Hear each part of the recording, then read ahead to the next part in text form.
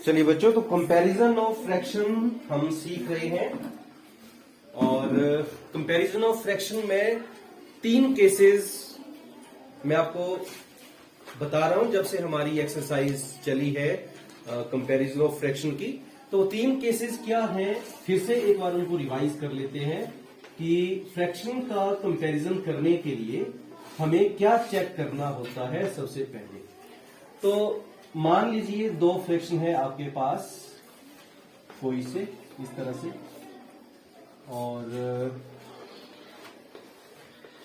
In fraction में क्या देख रहे हैं हम, कुछ स्पेशल है, इनका डिनोमिनेटर सेम।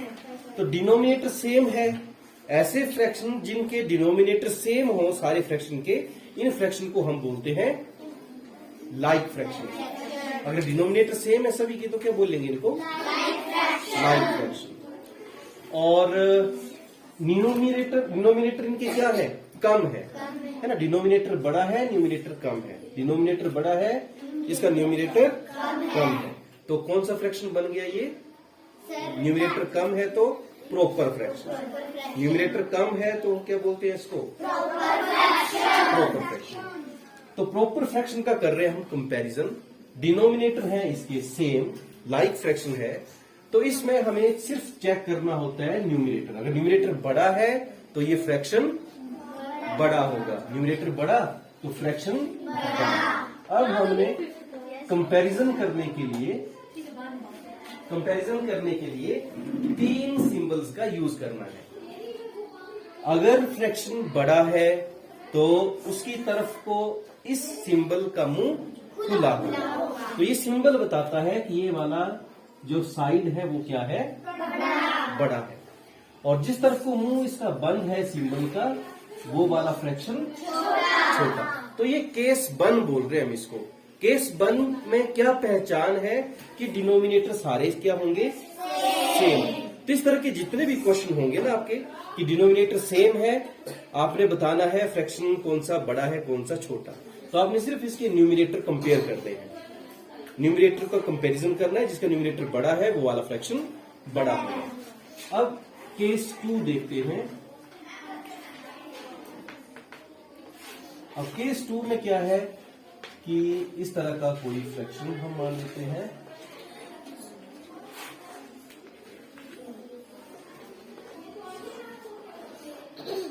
अब 2 फ्रैक्शन है, अब इनके न्यूमिनेटर क्या है, न्यूमिनेटर सेम है और डिनोमिनेटर। तो ये केस 2 क्यों बोल रहा हूं मैं कि इसमें भी हमें क्या करना है, सिर्फ ऑब्जर्व करना है। जिसका डिनोमिनेटर बड़ा होगा वो छोटा है, वो फ्रैक्शन छोटा है।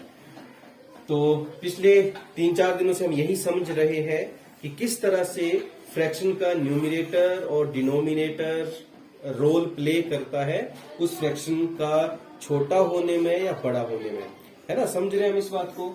तो फिर से इस चीज को समझते हैं कि सपोज की कोई एक चीज है हमारे पास ना, ये एक ऑब्जेक्ट है और इसके मैंने कितने हिस्से कर दिए, 7 हिस्से कर दिए। डिनोमिनेटर में जो नंबर होता है ना, इसका मतलब होता है कि हमने उतने पार्ट किए हैं, है ना। डिनोमिनेटर में जितना नंबर है उतने पार्ट किए। तो ये ऑब्जेक्ट है और इसके हमने कितने पार्ट कर दिए हैं, 7 पार्ट कर दिए हैं। 1 2 3 4 5 6 और 7। अब इस 7 पार्ट में से 5 पार्ट मैंने किसी को दे दिए। 7 में से कितने दे दिए, 5। ये चॉकलेट है, मान लो एक चॉकलेट है और इस चॉकलेट के मैंने 7 हिस्से कर दिए हैं और इन 7 हिस्सों में से 5 हिस्से मैंने किसको दे दिए, किसी को दे दिए। और हर एक हिस्सा कितना है, 1/7।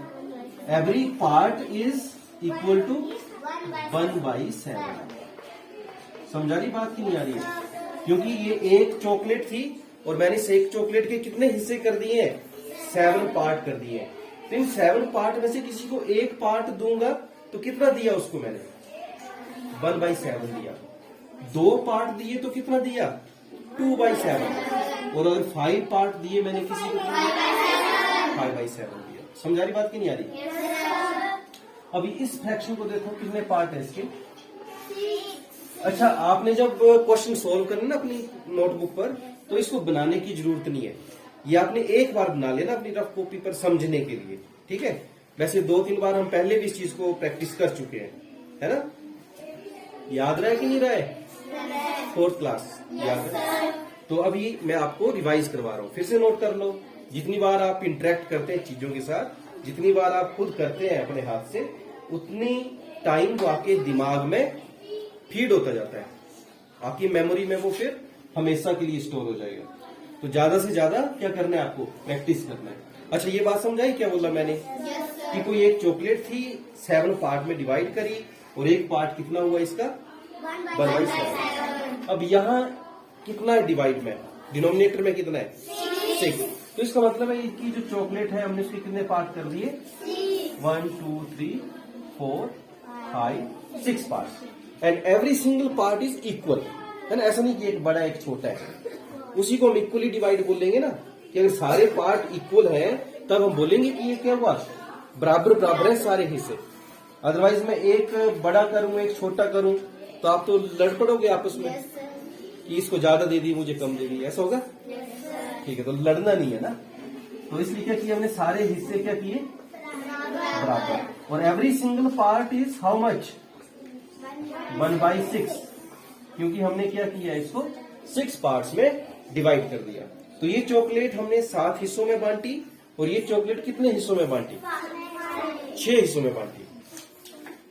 और कितने लोगों को दी? ये भी 7 हिस्सों में बांटी थी, और इसका भी एक एक टुकड़ा मैंने इसका 5 हिस्से मैंने एक बच्चे को दे दिया ना, 5/7 दे दिया इसका। और इसका भी मैंने क्या किया? 5/6 दे दिया मैंने किसी को। 1 2 3 4 1 2 3 4 5 1 2 3 4 5 6 पार्ट है ना ये। तो मैंने 5 पार्ट यहां से किसी को दे दिए, तो 5 पार्ट दे दिए मतलब 5/6, ये 5/6, और यहां से 7 पार्ट दे दिए मतलब 5/7। अब आप खुद थोड़ा सा दिमाग लगाओ कि चीज तो बराबर है ना। एक चॉकलेट थी, ये भी एक चॉकलेट थी। इस एक चॉकलेट के किए हैं 6 टुकड़े, और इस एक चॉकलेट के किए हैं 7 टुकड़े। तो बड़ा टुकड़ा कौन सा होगा? ये वाला कि ये वाला?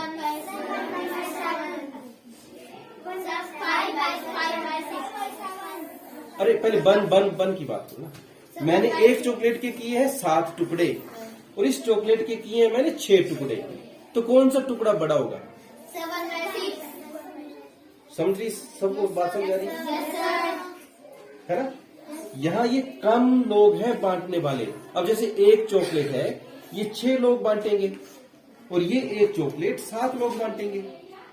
तो ज्यादा किसको जाएगी चॉकलेट? 1/6। बात समझाई? तो ये जो मैंने आपको ये तस्वीर बनाई, ये इमेजिन करने के लिए कि अगर डिनोमिनेटर छोटा है, अगर डिनोमिनेटर छोटा है, कब किस केस में? अगर न्यूमिनेटर बराबर है, ठीक है। तो केस 2 में क्या देखना है हमने? कि अगर न्यूमिनेटर सबके बराबर है तो हमने सिर्फ डिनोमिनेटर को ऑब्जर्व करना है। जिसका डिनोमिनेटर बड़ा वो फ्रैक्शन छोटा, जिसका डिनोमिनेटर छोटा वो फ्रैक्शन बड़ा। तो अब इसमें सिंबल किस तरफ को लगेगा? इस तरफ को मुंह खुला होगा, क्योंकि ये फ्रैक्शन क्या है? बोलो बच्चे, इतना समझ आया सबको? Very good. तो इसको हम केस 1 केस 2 इसलिए बोल रहे ना, क्योंकि आपकी एक्सरसाइज में क्वेश्चन कुछ इस तरह के होंगे, कुछ इस तरह के होंगे। तो आपने दिमाग में बात बिठानी है कि इसका सॉल्यूशन आपको किस केस के अंदर मिलेगा। इस केस की तरह है, किस केस की तरह? अब एक केस 3 है, मिटा दूं ना इसको मैं? केस 3 में क्या ऑब्जर्व करना है आपने कि उसमें इस तरह का होगा। अब देखो इनमें क्या है, ना तो न्यूमिनेटर बराबर है ना डिनोमिनेटर बराबर है, ना न्यूमिनेटर बराबर ना डिनोमिनेटर बराबर। तो मुझे इसको क्या करना है? Take LCM of denominators. अब जरूरी नहीं है कि 2 ही फ्रैक्शन हो सकता है आपको 4 फ्रैक्शन दे दिए और आपको बोला कि इसमें बताओ सबसे छोटा फ्रैक्शन कौन सा है, और मान लो वो केस 3 का है। केस 3 मतलब ना तो न्यूमिनेटर उनके बराबर है ना डिनोमिनेटर बराबर है। ठीक है, जो बच्चे नवोदय की तैयारी कर ले, वेरी वेरी इंपॉर्टेंट। ठीक है ना, हर बार इस तरह के क्वेश्चन आपको आते हैं कि असेंडिंग ऑर्डर में लिखो, डिसेंडिंग ऑर्डर में लिखो फ्रैक्शन को, तो बस यही चेक करना है आपने। ठीक है, तो केस 3 का क्या केस होगा कि डिनोमिनेटर और न्यूमिनेटर इनके बराबर नहीं है, तो क्या करेंगे हम, डिनोमिनेटर का एलसीएम। और एलसीएम मैंने आपको समझाया है कि मतलब क्या होता है। तो एक तो आप ऐसे ही देख सकते हैं इनका मल्टीपल चेक करके। हाँ, जो बच्चे पहले क्लास लगाई उन्होंने एलसीएम की, उनको तो प्रैक्टिस होगी है कि हम क्या करते हैं, इनका मल्टीपल चेक करना है। 4 का मल्टीपल क्या होता है, 4 1 4, 4 2 8, 4 3 12, 4 4 16, इस तरह से। वैसे 6 के मल्टीपल देखो, 6 1 6, 6 2 12, 6। अब देखो दोनों के मल्टीपल में ऐसा मल्टीपल कौन सा है जो दोनों में आ गया, और सबसे पहले आया तो 12 है। 4 3 12, 6 2 12, तो 12 दोनों में आया, है ना। तो एक तो ये तरीका है कि मल्टीपल करो दोनों के और फिर चेक कर लो, और दूसरा तरीका क्या है कि इस तरह से प्राइम फैक्टर करो दोनों की इकट्ठे। तो अगर दोनों के इकट्ठे प्राइम फैक्टर करते हैं हम, तो इनका एलसीएम क्या आ गया, 2 2 4 3 12। तो कैसे भी कर लो, जैसा आपको अच्छा लगे, मतलब जब प्रैक्टिस हो जाएगी आपकी तो आप कैसे भी कर सकते हैं जल्दी, मल्टीपल की हेल्प से कर लो। अब एलसीएम निकाल लिया। अब एलसीएम निकालने के बाद आपने क्या करना है, इस एलसीएम को आपने दोनों फ्रैक्शन कितने भी हो, 4 फ्रैक्शन तो 4 के नीचे लिख दो, 5 है तो 5 के नीचे, जितने फ्रैक्शन हो। हमने अब 2 फ्रैक्शन का केस लिया है, तो दोनों फ्रैक्शन के डिनोमिनेटर में हमने क्या लिख दिया, 12 लिख दिया। अब क्या करेंगे हम, अब चेक करेंगे कि 4 के टेबल में ये 12 कहां पर आया। 4 के टेबल में 12 कहां आया, 4 3 जा।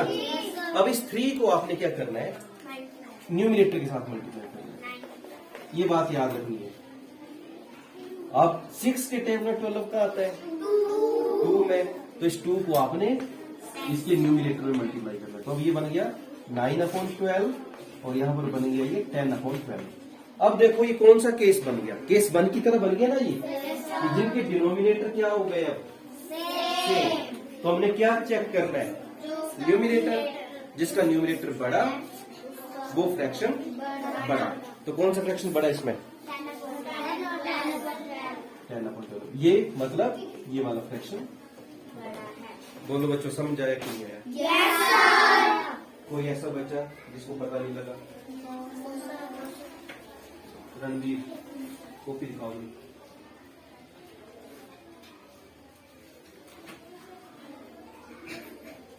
क्या कर रहे हैं?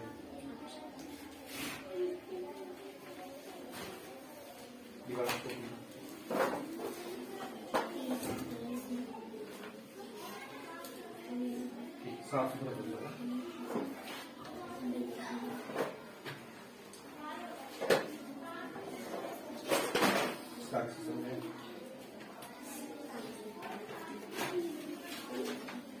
ठीक है, नोट कर लिया सबने? अच्छा, कोई ऐसा जिसको भी समझ नहीं आया? No sir.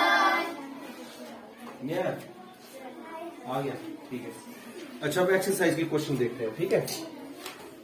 मिटा दो इसको मैं? Yes sir. निधि, नोट किया?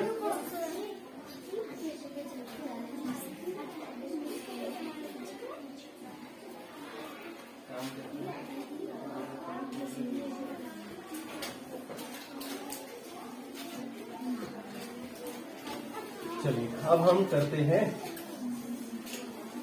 क्वेश्चंस। क्वेश्चन नंबर 1 2 3 8.4 के आपके 3 क्वेश्चंस मैंने आपको पहले ही सॉल्व करवाए हैं। अब क्वेश्चन नंबर 4 से करते हैं, ठीक है ना। चलो क्वेश्चन नंबर 3 का फिर से 1-2 क्वेश्चन मैं बता देता हूं। जैसे चलिए ये क्वेश्चन ले लेते हैं आपका ई पार्ट इसका 12/15 एंड 9/18। तो सबसे पहले आपको क्या बताया मैंने कि कंपैरिजन करना है इनका। तो कंपैरिजन करने से पहले इनको reduce to the lowest form, इनकी लोएस्ट फॉर्म क्या है वो लिखना है। तो लोएस्ट फॉर्म का मतलब क्या होता है कि जो इनमें आपस में कॉमन है उसको काट देना है। तो इसका प्राइम नंबर क्या है, इसमें 3 4 12 और इसमें क्या है 3 5 15। और यहां देखो ये भी 3 3 9 है और इसमें भी 3 कॉमन है 3 6 18। क्या मैं इसको ऐसे लिख सकता हूं? इन सभी नंबर्स को वैसे इनके प्राइम नंबर की टर्म में लिख सकता हूं वैसे? अब देखो जो जो इनमें कॉमन है ऊपर नीचे वो काट दिया। अब बच गई 4/5 एंड 3/6। अच्छा, अब 3/6 में भी यहां देख लो, अभी 3/6 को मैं 6 को 3 into 2 लिख सकता हूं ना। इस 3 से ये 3 कट गया, यहां पर ये 1/2 बचा। अब देखो ये दो फ्रैक्शन है 4/5 और 1/2। अब कौन सा केस है ये, इनका कंपैरिजन करना है मुझे। अब मैंने आपको 3 केसेस बताए, केस 1, केस 2, केस 3। कौन सा केस है ये? केस 3, जिसमें ना तो न्यूमिनेटर बराबर है ना डिनोमिनेटर बराबर है। तो क्या करना पड़ेगा हमें इनका? एलसीएम। अब 5 और 2 में कुछ भी कॉमन नहीं होता, तो इसका मतलब इसका एलसीएम 10 है। जिन दो नंबरों में कुछ भी कॉमन नहीं होता है ना, उनका एलसीएम उनका मल्टीपल होता है, मतलब उनको मल्टीप्लाई कर दो आपस में, उनका प्रोडक्ट। तो इनमें 5 के टेबल में कहीं भी 2 नहीं आता और 2 के टेबल में कहीं भी 5 नहीं आता, इसका मतलब कुछ भी कॉमन नहीं है। तो इसका एलसीएम आएगा इनका प्रोडक्ट 5 2 10। तो जो भी एलसीएम आता है उसको हम ऐसे लिख देते हैं। फिर क्या करते हैं, 5 के टेबल में 10 कहां पर आया, उसको यहां मल्टीप्लाई कर देते हैं। और 2 के टेबल में 10 कहां पर आया 5 में, उसको यहां मल्टीप्लाई कर देते हैं।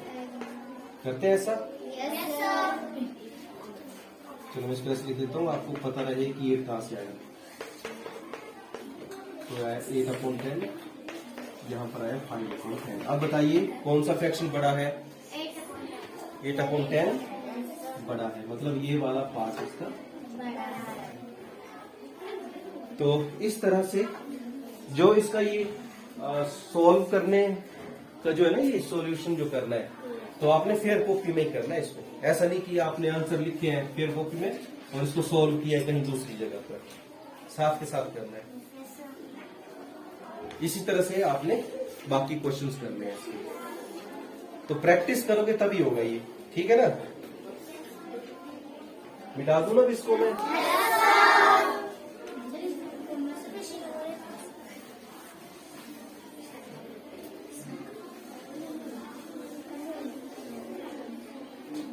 अब देखिए 8.4 का question number 4। Compare the fractions in each of the following. अब इसमें कुछ मिक्स फ्रैक्शन दिए हुए हैं, जैसे मैं एक देखो इसका मान लो सी पार्ट ले लिया 8/5 और 2 and 3/4। इनका क्या करना है, हमें कंपैरिजन करना है। तो सबसे पहले क्या करना है मुझे, जो मिक्स फ्रैक्शन होगा ना उसको सिंपल फ्रैक्शन में बदलना है। 8/5, फिर उसके बाद चेक करना है कि क्या इनमें कुछ कॉमन है जिसको हम काट सकते हैं। 8 के फैक्टर्स में और 5 के फैक्टर्स में कुछ भी कॉमन 11 के कोई तो फैक्टर होते नहीं, प्राइम नंबर है, इसका मतलब ये 4 के टेबल में नहीं आता है। तो ये ऑलरेडी रिड्यूस्ड फॉर्म में है ना? अब क्या करते हैं, कौन चेक करना है कौन सा केस है। केस 1 है, 2 है, 3 है। कौन सा केस है? केस 3, जिसमें ना तो न्यूमिनेटर बराबर है ना तो डिनोमिनेटर बराबर है। तो अब क्या करेंगे हम, फिर इनका लेंगे एलसीएम। तो बताओ क्या आएगा इनका? अब इनका एलसीएम आया 20, क्योंकि ना तो 5 के टेबल में 4 के टेबल में 5 आता है, ना 5 के टेबल में कहीं 4 आता है। तो इसका मतलब इनका एलसीएम क्या होगा, इनका मल्टीपल, इनका प्रोडक्ट 20। अब क्या करना है मुझे, अगला स्टेप 5 के टेबल में चेक करना है ना, 20 कहाँ पर आया? 5 4 जा। अब इस 4 को क्या करना है मुझे? मल्टीप्लाई है। 4 के टेबल में 20, तो ये आ गया 32/20 और यहाँ पर आ गया 55/20। अब देखो कौन सा फ्रैक्शन बड़ा है? इसका मतलब ये वाला फ्रैक्शन बड़ा है। बात समझ आई? तो अब आप कर सकते हैं सारे क्वेश्चंस। क्वेश्चन नंबर 4 में सभी ऐसे ही जिसमें मिक्स्ड फ्रैक्शन है ना, उसको क्या करना है आपने? पहले मिक्स्ड फ्रैक्शन को सिंपल फ्रैक्शन में बदलना है। और फिर क्वेश्चन नंबर 5 है, तो क्वेश्चन नंबर 5 में वही करना है जो आपने क्वेश्चन नंबर 3 में किया और क्वेश्चन नंबर 4 में किया। ठीक है ना, कोई इसमें अलग बात नहीं। तो 3 स्टेप हर क्वेश्चन को करने से पहले जो आपने फॉलो करने हैं, क्या करने हैं? सबसे पहले चेक करना है मिक्स्ड फ्रैक्शन है कहीं। मिक्स्ड फ्रैक्शन है तो उसको सिंपल कर दो। सिंपल करने के बाद चेक करना है कि क्या कुछ आपस में कट रहा है, कुछ कॉमन है। अगर है तो उसको लोएस्ट फॉर्म में रिड्यूस कर दो। फिर उसके बाद चेक करना है आपने कि वो कौन सा केस है, केस 1, केस 2, केस 3।